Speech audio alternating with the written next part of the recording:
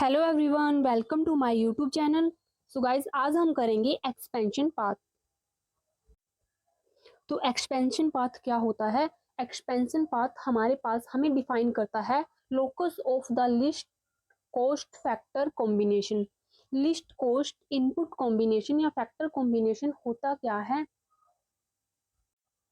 जहां पर हमारी iso coast line and iso quants curve एक दूसरे को टेंजेंट करते हैं, उस पॉइंट्स को हम बोलेंगे लिस्ट कॉस्ट कॉम्बिनेशन। वहां पर उस स्थान पर किसी भी फॉर्म को अपने फैक्टर्स के बीच में लिस्ट कॉस्ट कॉम्बिनेशन मिल जाती है, वो अपने फैक्टर का एक लिस्ट कॉस्ट पर कॉम्बिनेशन उठा सकते हैं, जो जहां पर iso coast line and iso quants जो होते हैं टेंजेंट करते हैं।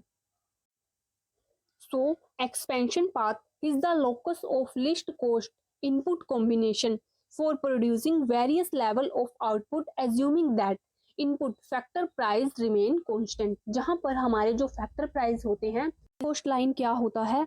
आइसो कोस्ट लाइन हमें डिफरेंट कॉम्बिनेशन के बारे में बताती है। जब किसी भी फर्म के गिवन आउटले पर जो भी उनके पास आउटले होता है, उस पर वो एक्चुअल में कितना फैक्टर परचेज करती है। अगर उनके पास उनको फैक्टर के प्राइस गिवन हो, फैक्टर के प्राइस दिए होने पर वह आउटले में किस तरह से एक्चुअल में उनको परचेज करती है, उसे बोलेंगे हम iso coast line. And outlay क्या होता है?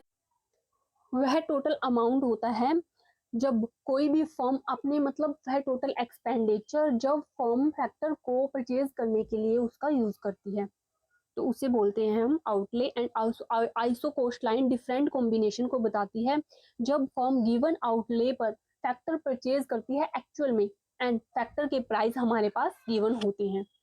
अब नेक्स्ट आता है isocost isoquants. Isoquants क्या बताते हैं? दो फैक्टर की कॉम्बिनेशन को बताती है जो हमें same level of output produce करते हैं। आइसो क्वांट्स बताते हैं दो फैक्टर के कॉम्बिनेशन को, और वो कॉम्बिनेशन क्या करता है? Same level of output produce करता है। सो वही एक्सपेंशन पाथ क्या हुआ? एक्सपेंशन पाथ की डेफिनेशन है locus of least cost combination of input for producing various level of output, assuming that input price are constant.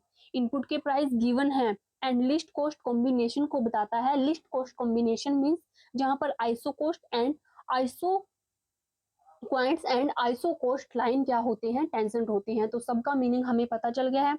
अब नेक्स्ट देखते हैं डायग्राम की हेल्प से।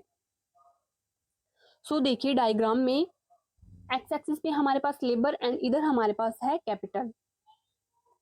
तो अब क्या होता है, जो ए बी है हमारे पास, ये है आइसो कोस्ट लाइन, एंड जो ये कर्व बना हुआ है ये है आइसो क्वांट्स।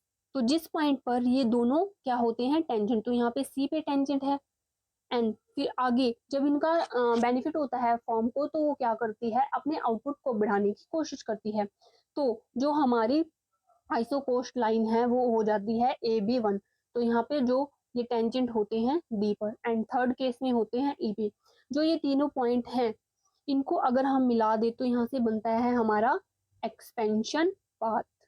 तो ये O R point expansion path को शो करता है। एंड जो सी डी ई पॉइंट है ये बताते हैं इधर लिस्ट कॉस्ट कॉम्बिनेशन को। इन पॉइंट्स पे है हमारा list cost combination, and in तीनों पॉइंट से मिलके बनता है हमारा एक्सपेंशन पाथ।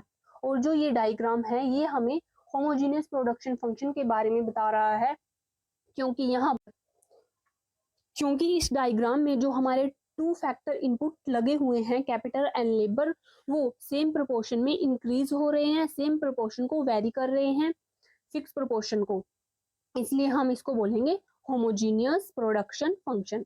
और जो ये सेकंड डायग्राम है ये हमें बताता है नॉन होमोजीनियस प्रोडक्शन फंक्शन के बारे में, क्योंकि यहाँ पर जो लेबर एंड कैपिटल का कॉम्बिनेशन है वो सेम प्रोपोर्शन फिक्स प्रोपोर्शन में वो नहीं है।